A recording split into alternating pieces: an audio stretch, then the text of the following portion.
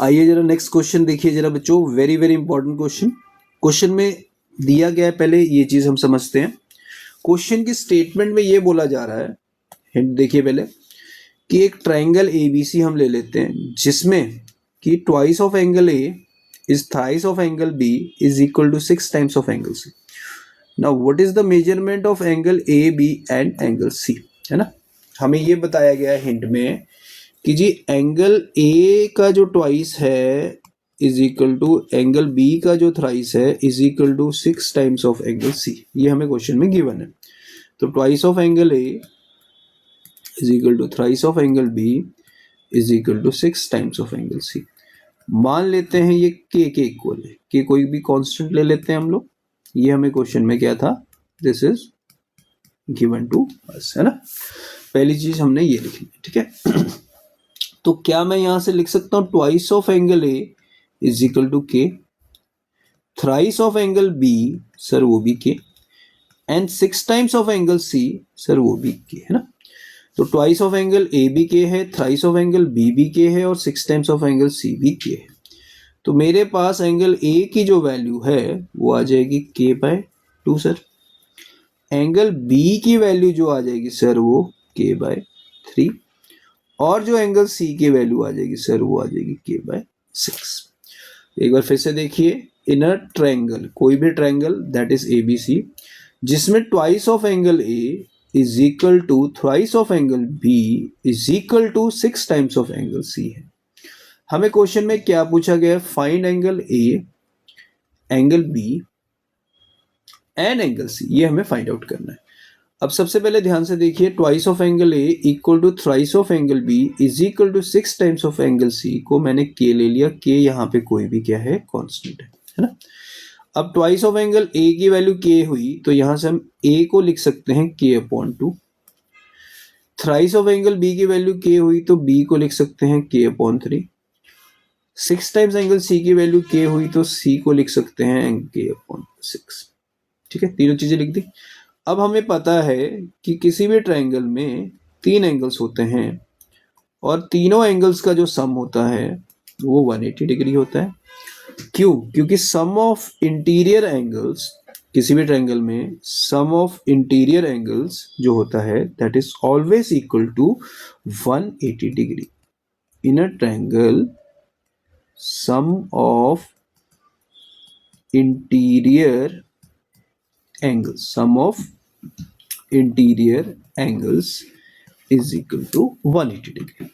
अब हमने angle A जो निकाला था वो हमने निकाला था के अपॉन 2, जो एंगल बी निकाला था वो निकाला था के अपॉन 3, और जो एंगल सी निकाला था वो निकाला था के अपॉन 6।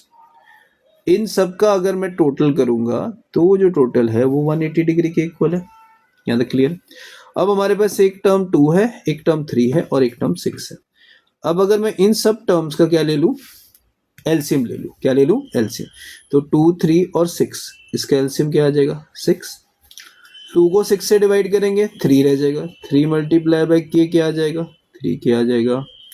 3 को 6 से डिवाइड करेंगे 2 आ जाएगा। 2 को के से मल्टीप्लाई करेंगे तो 2 के आ जाएगा। नेक्स्ट 6 को 6 से डिवाइड करेंगे तो पूरा का पूरा कैंसल आउट हो गया। बचा हमारे पास क्या? 1। 1 को k से मल्टीप्लाई करेंगे तो you will get answer k is equal to 180 degree, है ना। यहाँ तक क्लियर? तो ये 3 + 2 5, 5 + 1 क्या बन गया हमारे पास? 6।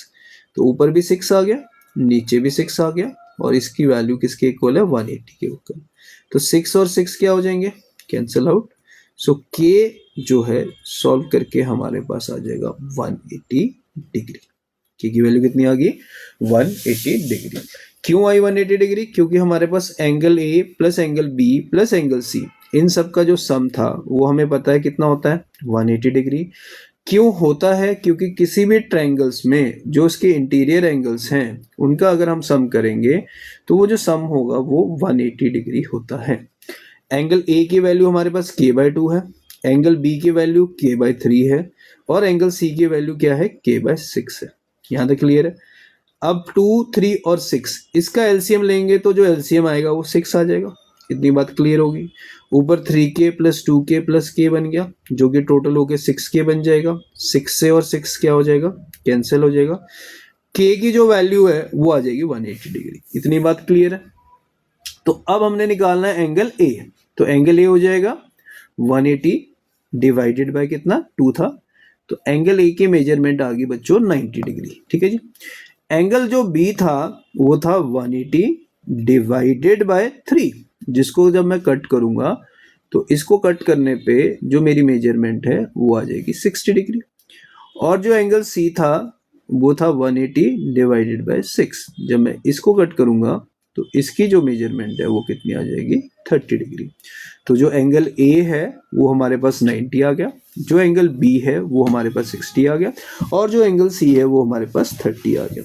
चेक करने के लिए हम यही चेक करेंगे, जो तीनों की मेजरमेंट का सम होगा वो कितना होना चाहिए, 180 होना चाहिए। तो 90 प्लस 60 प्लस 30 जब हम ऐड करेंगे तो जो सम है that is equal to 180 degree.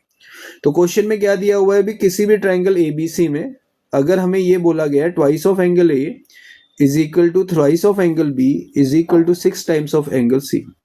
What is the value of angle A, angle B and angle C? हमें क्वेश्चन में दिया हुआ twice of angle A equal to thrice of angle B equal to 6 times of angle C. So this is equal to any constant K. तो twice of angle ए की value के है तो angle A के bye 2 आ जाएगा। Thrice of angle B की value के है तो बी की वैल्यू के बाय 3 आ जाएगी। और 6 टाइम्स एंगल सी की वैल्यू जो है वो के है तो सी की वैल्यू आ जाएगी के बाय 6। अब हमें पता है भी angle A plus B plus C equal to 180, because sum of interior angles जो होता है दैट इज 180। ए की वैल्यू के बाय 2 है, बी की वैल्यू के बाय 3 है और सी की वैल्यू के बाय 6 है। इन सब का सम 180 है, इन सब का एलसीएम 6 हो जाएगा। ऊपर 3k plus 2k plus k is equal to 180। तो 6k बाय 6 करेंगे तो 6 से 6 कट जाएगा। सो k की वैल्यू आ गई हमारे पास 180 डिग्री। तो एंगल ए की वैल्यू आ जाएगी 180 divided by 2 that is equal to 90। Angle B की वैल्यू आ जाएगी 180 डिवाइडेड बाय 3 जो कि सॉल्व करके 60 आ जाएगा। और जो एंगल सी की वैल्यू है दैट इज 180 डिवाइडेड बाय 6 जो कि कितना आ जाएगा, 30 डिग्री। क्लियर, नोट डाउन करो उसको।